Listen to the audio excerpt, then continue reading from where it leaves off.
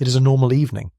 You're on the couch, half watching a show while your thumb flicks through Amazon, or Target's app, or maybe TikTok Shop. A couple of taps, and within a day or even within an hour, groceries or gadgets or a random thing you did not know you wanted are on their way to your door. It feels so natural you barely think of it as shopping anymore. It is just background noise in life. Now picture this. 20 years from now, your kids, or your younger siblings, look at screenshots of that familiar app interface and laugh the way people today laugh at grainy photos of neon malls or thick paper catalogues. You actually opened an app, scrolled through pages and manually typed in your address. That is so slow. Every generation says the same thing. What economists and retail historians keep noticing is that our favourite way to shop does not just evolve gently. It tends to die, very publicly, and get replaced by something that first looks like a toy or a niche experiment. Mail-order catalogues defined an era, then they faded.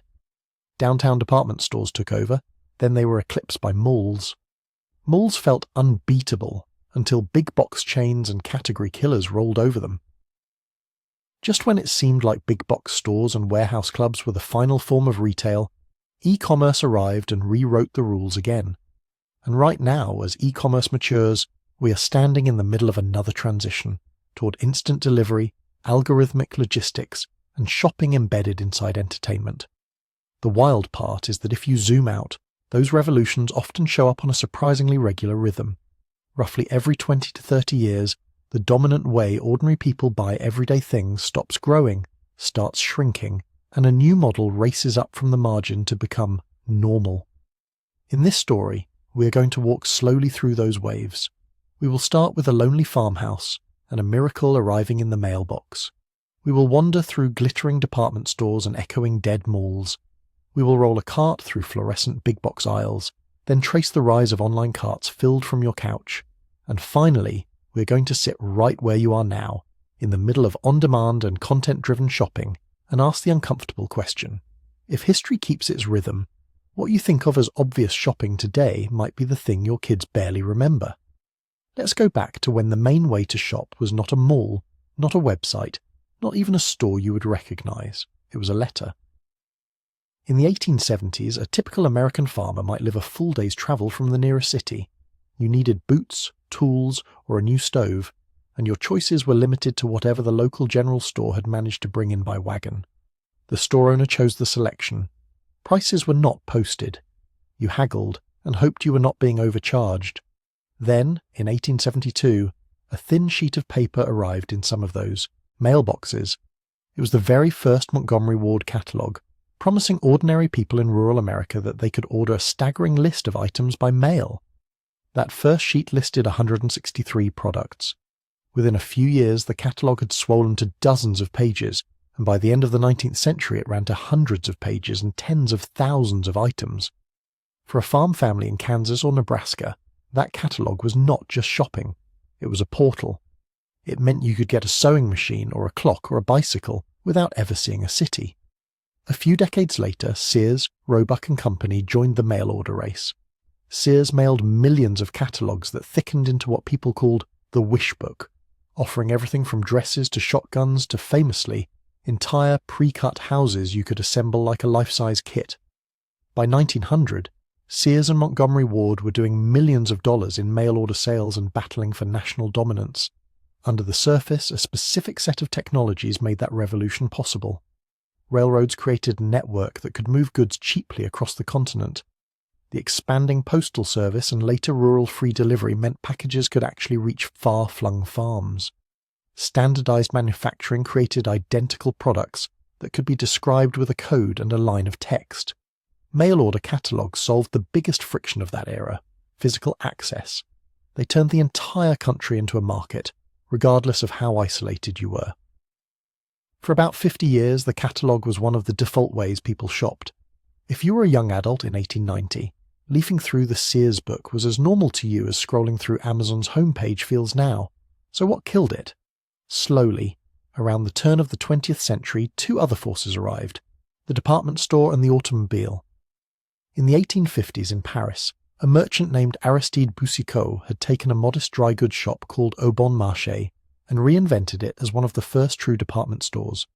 Fixed prices, huge selection, return policies, seasonal sales as events. It was a spectacle as much as a store. Within 20 years, its revenue had exploded from a few £100,000 to tens of millions.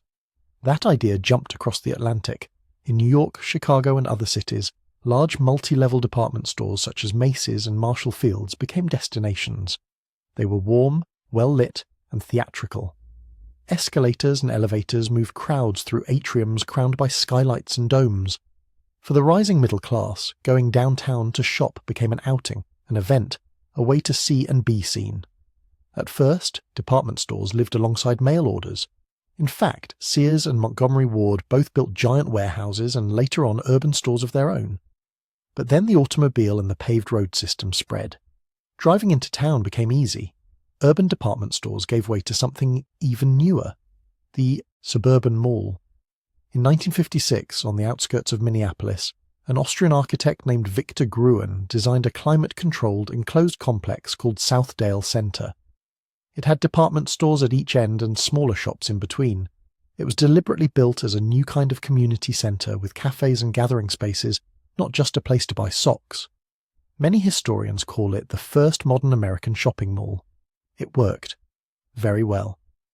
From the 1960s through the 1980s, hundreds of enclosed malls sprang up along new highways. By the mid-1990s, developers were still building them at a pace of around 140 per year in the United States. If you were a teenager in the 1980s or early 1990s, the mall was your living room. You met friends there, you browsed record stores, you bought clothes at department store anchors like Sears, JCPenney, and Macy's. The mall was where you saw the latest trends in one afternoon, under one roof. Meanwhile, the old mail-order giants quietly shrank. The same Sears that had once been the everything store on paper stopped printing its famous big book catalogue in the early 1990s after more than a century of use, shifting focus to physical stores and then, later, to early e-commerce. The revolution that catalogues represented did not vanish overnight. But their role as the primary way most families discovered and ordered products faded into the background, replaced by the glitter and convenience of malls. The access problem had been solved. The new friction was value and variety at scale. That is where the next wave came in, big box discount stores and category killers. The story of Walmart reads like a blueprint for this phase. Sam Walton opened his first discount store in Rogers, Arkansas in 1962. He bet that by building in small towns and suburbs, keeping profit margins razor thin, and obsessively managing logistics, he could undercut traditional department stores on price, while still turning a profit through sheer volume. He was right. By the 1980s, Walmart had spread aggressively across the South and Midwest, then to every state in the country. Its supercenter format combined groceries and general merchandise under one vast roof. By the mid-1990s, the company had a presence in every state and was rapidly expanding into Canada. Walmart was not alone. Target, Kmart, Costco, Sam's Club, Home Depot, Toys R Us, Best Buy, and Petco all grew rapidly during the same period. These were the big boxes. Large, single-story stores, easy parking right in front, enormous assortments, and prices that undercut traditional mall tenants. Developers built open-air power centers with several big boxes next to each other, instead of an enclosed corridor of small boutiques. Consumers discovered that they often preferred pulling up to a specific giant store, getting exactly what they wanted at a discount and leaving instead of wandering a multi-level mall. Malls did not die immediately, but the cracks were visible. By the early 2000s, analysts were already warning about greyfield and dead mall properties. In 2001, a study by PricewaterhouseCoopers pointed out that poorly performing malls and vacant centres were becoming an emerging problem, and by 2007, for the first time in roughly half a century, no new enclosed malls opened in the United States. The old downtown department stores had already suffered a similar fate. Their core customers and their energy had moved to the suburbs decades earlier. Now, the suburban department stores that anchored malls were slowly being hollowed out by big box competitors that could offer lower prices and more parking. Then, just when it seemed the big box model had settled in as the final form of shopping, a small bookstore on the early web tested a very different idea. You know how this part goes, but it is worth pausing on what made it different. In 1994, Jeff Bezos left a hedge fund and founded Amazon as an online bookstore in a rented garage. One of the key stats that caught his eye was that internet traffic was growing at more than 20 times a year in the early 1990s. The idea was simple but radical at the time, a store that existed only as a website with no physical aisles at all, that could offer a catalogue of books far larger than any physical store could stock. In the late 1990s, during the dot-com boom, online shopping was still a curiosity for most people. But two pillars quietly snapped into place in the 2000s. First, broadband internet and then smartphones made it effortless to browse and buy online from anywhere. Second, Amazon and other early e-commerce pioneers spent heavily on logistics, warehouses, robotics, delivery networks, and eventually a membership program called Prime that bundled fast shipping into a yearly fee. For customers, that changed a feeling.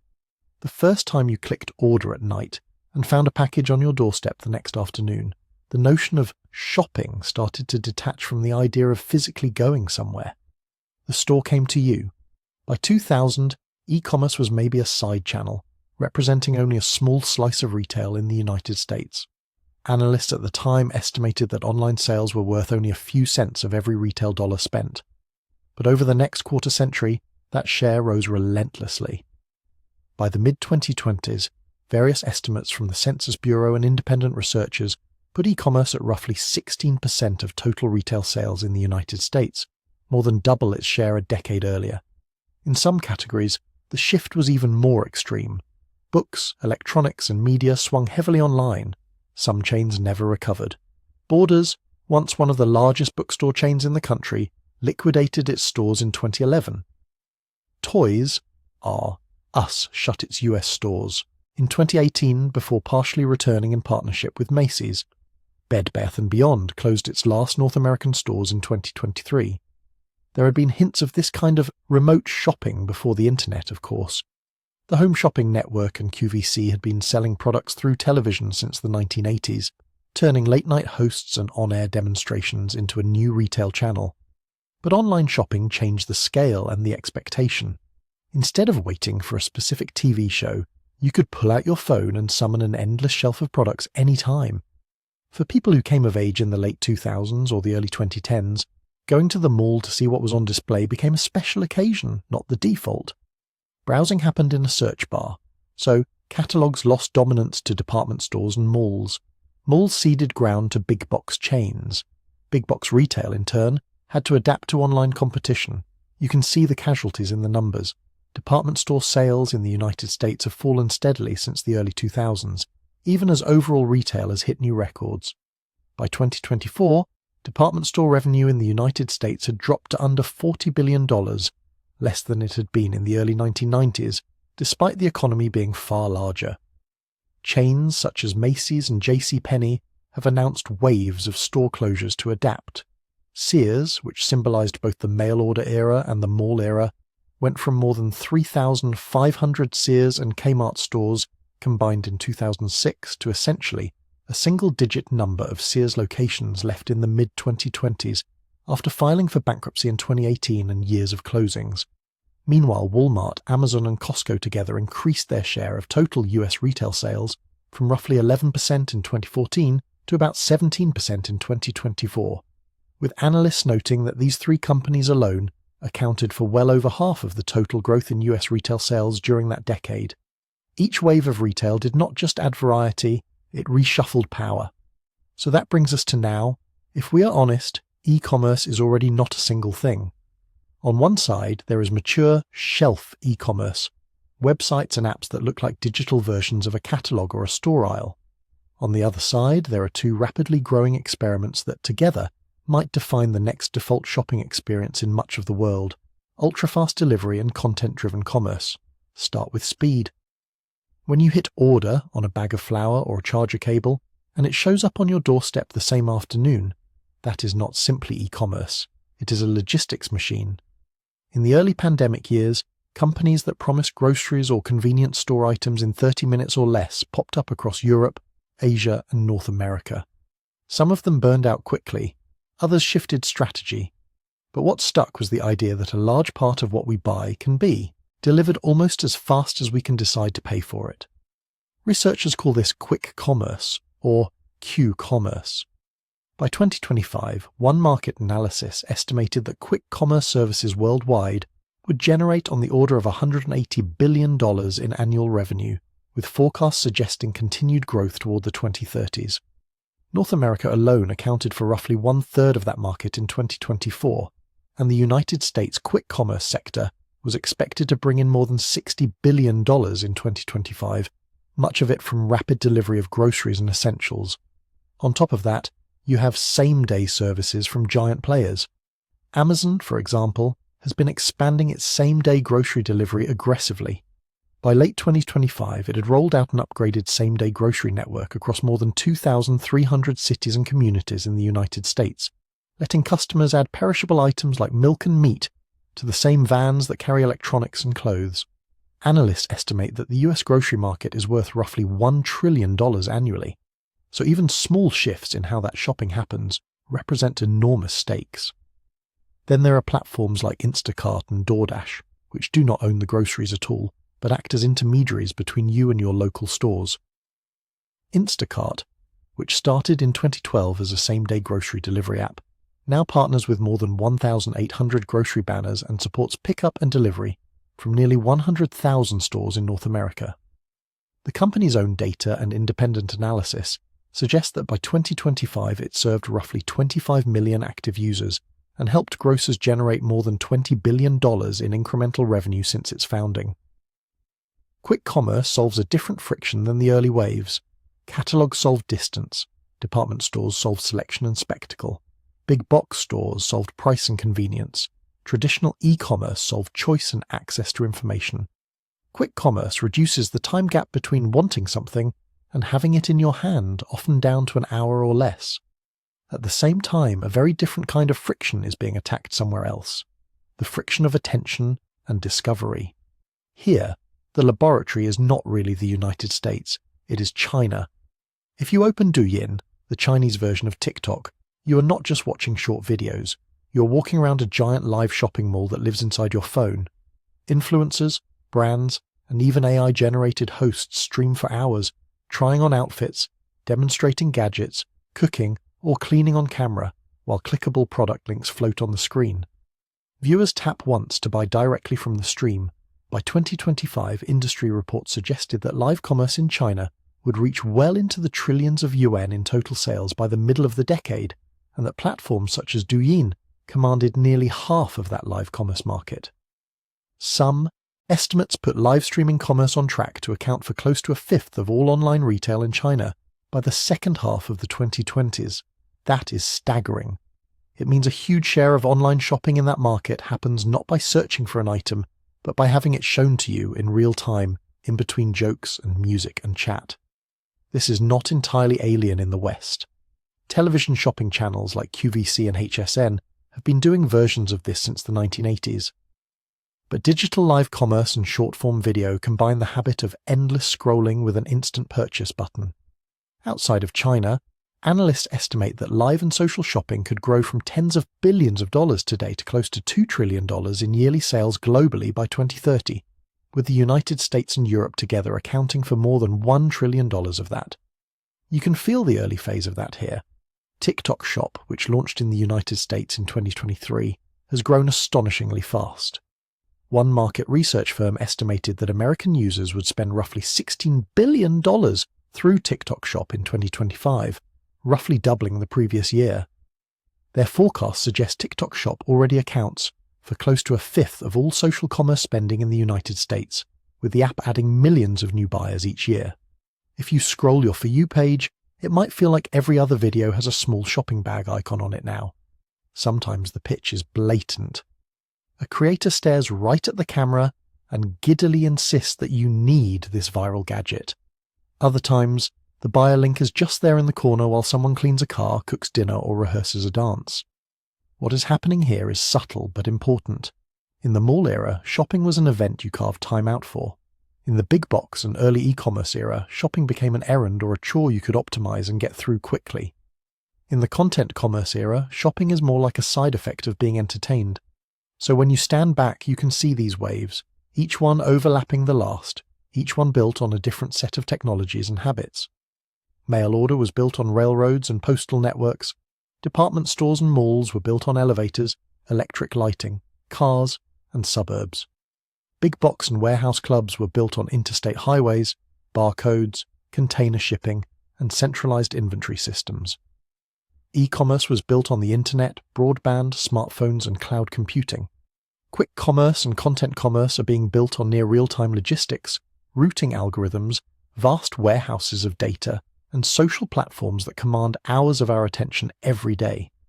Every 20 to 30 years, give or take, those technological foundations shift enough that a new retail model stops being a curiosity and quietly becomes the new normal. The most important thing is what that does to the companies sitting at the top of each wave. Montgomery Ward dominated catalogs, then faded and closed its stores entirely in 2001. Sears ruled mail order and then mall anchors, then dwindled to a handful of locations.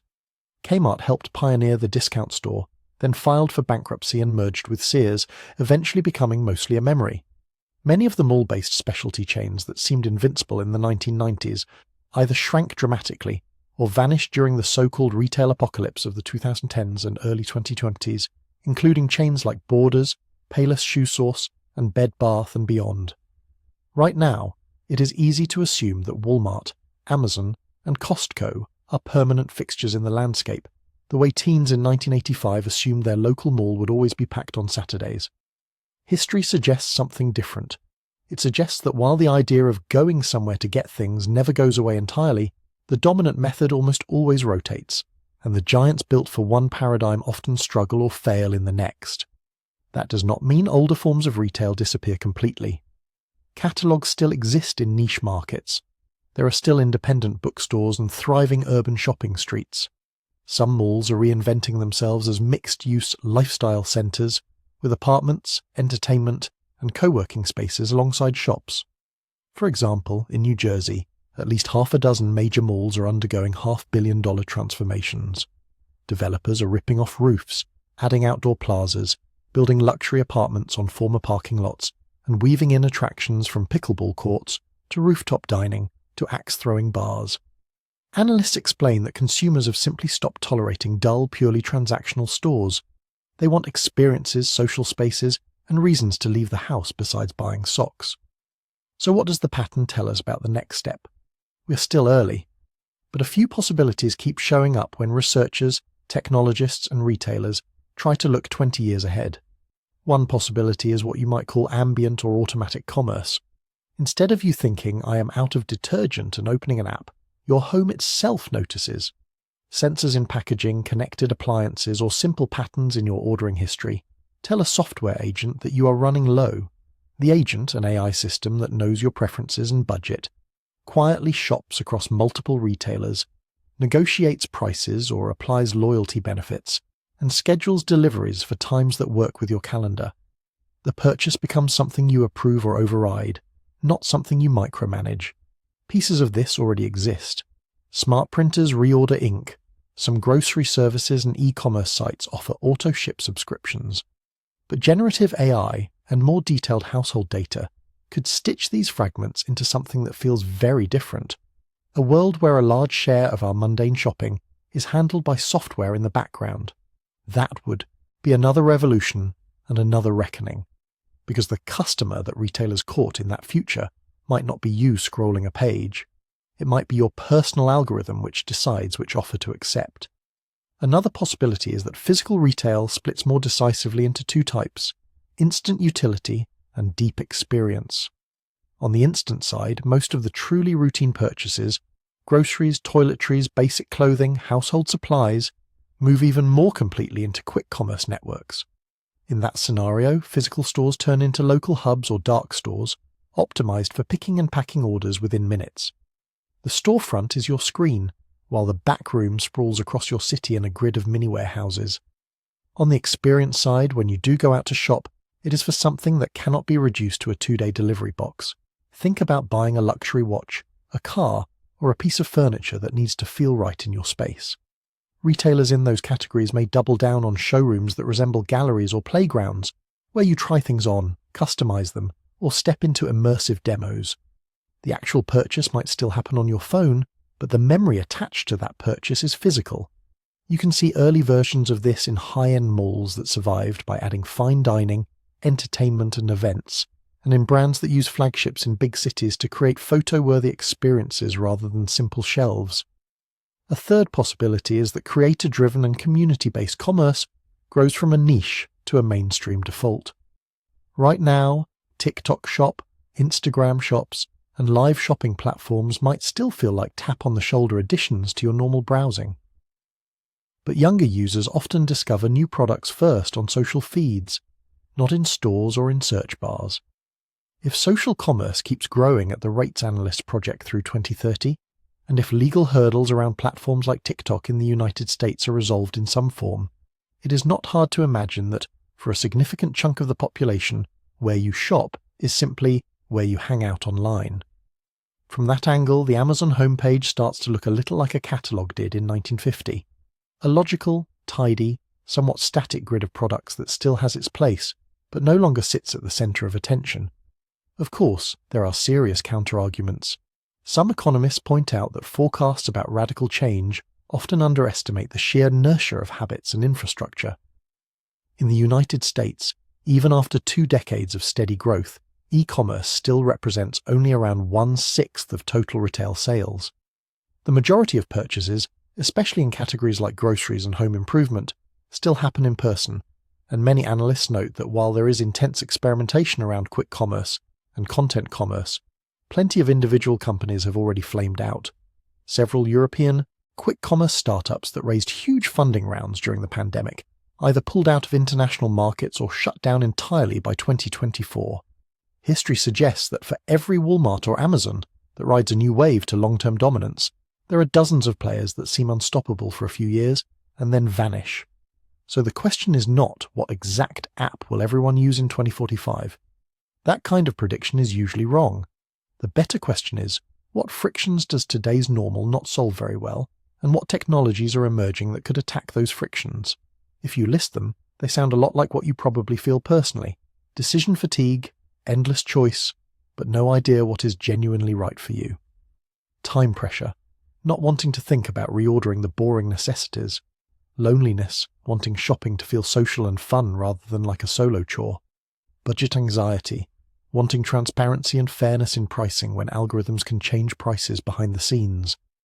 Different solutions to those problems lead to different futures. AI assistance and automatic reordering attack decision fatigue and time pressure, but raise questions about control and surveillance. In-person experiential retail attacks, loneliness, and the human need to touch, smell and try, but runs into cost and scalability.